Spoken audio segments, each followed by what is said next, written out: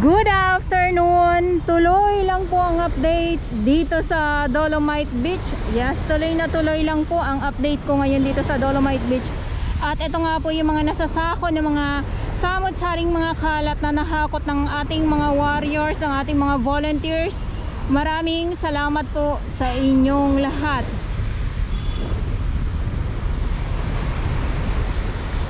Kaya dito sa nilalakaran ko ay wala na pong mga mga tambak ng mga samot-saring mga kalat. Gawa nga po ay nandiyan na kaagad sa taas at nasa sako na. So pag yan naman po ay nahakot ng truck, mabilis po yan mawala dito sa Dolomite Beach po pag maraming truck po ang maghahakot. Pero pag isa lang, dalawa, hindi ka agad-agad mawawala at yung amoy na din. Kung mapapansin nyo po pag nandito kayo sa Manila Bay, sa aking mga viewers, lalong-lalo na pag yung mga baguhan, pag napunta po kayo dito, huwag po kayo magtataka dahil may mga isda po na mga napadpad dito sa dalampasigan ng mga patay na nga po, kaya maamoy din po ang ating Dolomite Beach po. Pero pag yan naman po ay nahakot na, eto nakikita natin dito ng mga isda. At itong mga kalat nga po ay mawawala din po ang mga amoy na yan na naaamoy natin sa ngayon. So nandito tayo ngayon sa may 2, dito sa may 500 meters ng Dolomite Beach po. At mainit na panahon na ngayon. So wala na yatang sama ng panahon, wala nang bagyo. Gawa nga po ay sobrang init na po. At medyo maalon or mahabagat pa din ba ito? Kasi yung dagat ngayon ay medyo pa din siya, medyo wild pa din.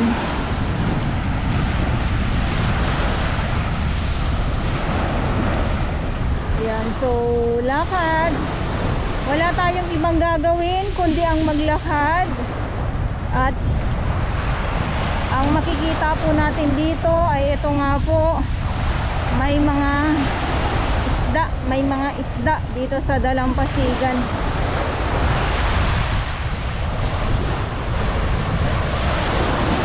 Ayan o.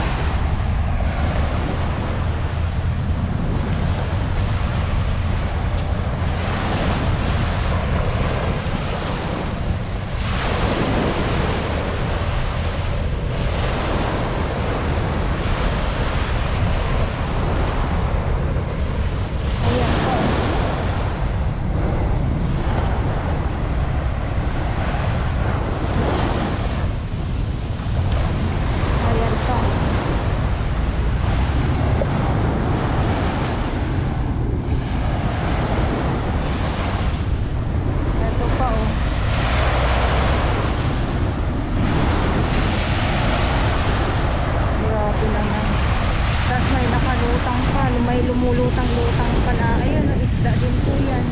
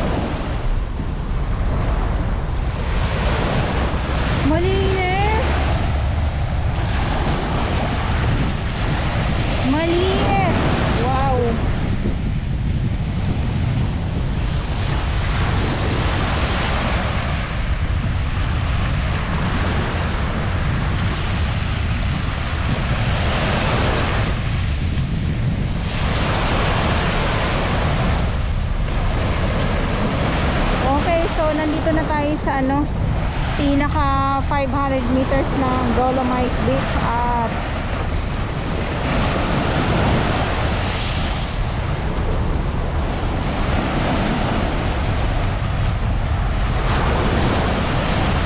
ito yung Dambuhalang J-Tube. Yan. So dito sa baba po ay wala naman po dito itinambak na ano, tinambak na dolomite sand, kundi gray sand po ang meron.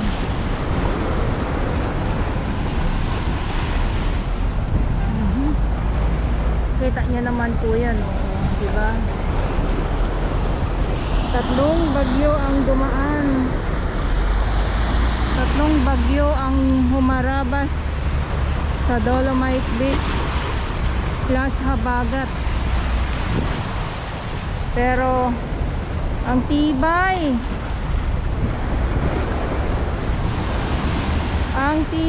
ng Dolomite Beach po. Ayan. So balik tayo dito. Ayan ha. So ayan naman po ay hahakutin naman po yan. Ito nakikita natin ng mga kalat.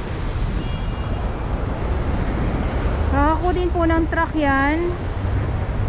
Tulad nga ng nabanggit ko, pag madaming maghahakot, pag sama-sama, ayan ay madali pong malinis, mawala dito sa Dolomite. At syempre, balik maaliwalas tingnan ang ating Dolomite Beach po.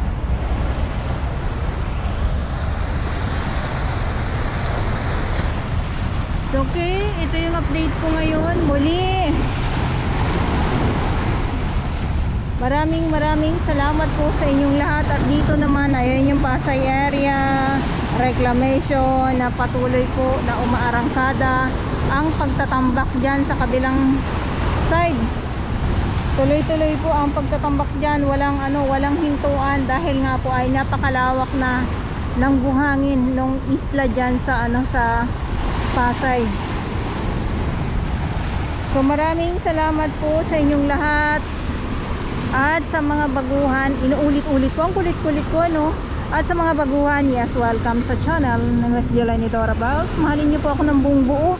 Yan ay hindi galing sa ilong ng Masino. Dara sa buwan.